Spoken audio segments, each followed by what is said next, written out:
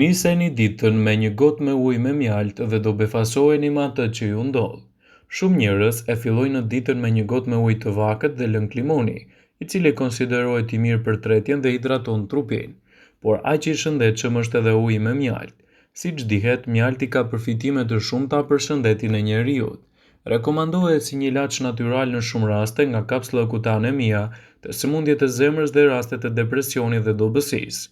Përdorimi i tij në kaq shumë metoda të ndryshme terapeutike mund t'i atribuohet vetive të tij antimikrobike, antibakteriale dhe antiinflamatore. Për më tepër, një majë luge me mjaltë mund të lehtësojë gjithashtu kollën, dhe vetitë antioksiduese të tij mund të forcojnë sistemin imunitar, duke zvogëluar edhe kohëzgjatjen e tij të ftohjes së thjeshtë. Shtimi i tij në ujë mund të ndihmojë gjithashtu në hidratimin e trupit dhe në sjelljen e përfitimeve më të mira të organizmit.